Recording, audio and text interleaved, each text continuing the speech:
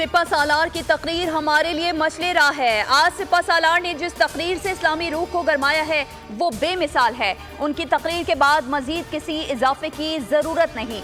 وزیر اعظم کا علماء مشائخ کانفرنس سے خطاب، کہا 9 مئی کو انتہائی دلخراش واقعات پیش آئے۔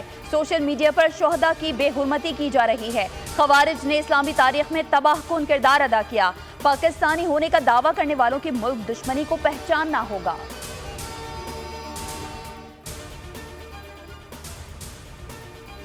مراد سعید احکامات دیتے رہے، آصف خان بم برساتے رہے۔ یاسمین راشد سمیت کئی رہنماؤں نے مشتعل جتھوں کو اکسایا۔ تحریک انصاف کے خلاف 9 مئی کے ناقابل تردید ثبوت منظر عام پر آ گئے۔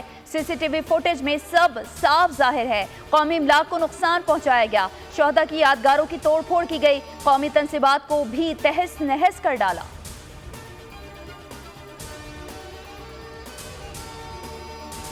بانی پی ٹی آئی کہہ رہے ہیں ہمیں 9 مئی کے ویڈیو ثبوت دکھائے جائے۔ لاہور میں رہنما مسلم لیگ نون میاں جاوید لطیف بھی 9 مئی کو لے کر بانی پر برس پڑے۔ کہا 1 سال پہلے اس فتنے کو سزا مل جاتی تو آج اسے یہ کہنے کی نوبت نہ آتی۔ عظمہ بخاری بولی 9 مئی کی ناکام بغاوت کا ماسٹر مائنڈ کمال جھٹائی اور بے شرمی سے مشہود معافی مانگ رہا ہے۔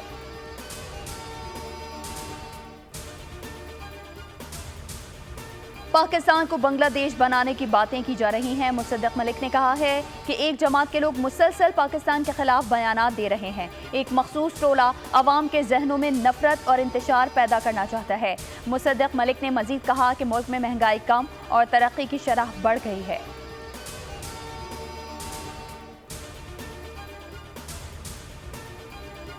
اور توانائی کے شعبے میں نیشنل ٹاسک فورس تشکیل دے دی گئی۔ 20 نکاتی اصلاحات کا آغاز وزیر اعظم کی سربراہی میں ہو چکا ہے۔ وزیر توانائی اویس لغاری کہتے ہیں توانائی کا شعبہ معیشت میں ریڑھ کی ہڈی کی حیثیت رکھتا ہے۔ توانائی کے شعبے میں اصلاحات لا رہے ہیں۔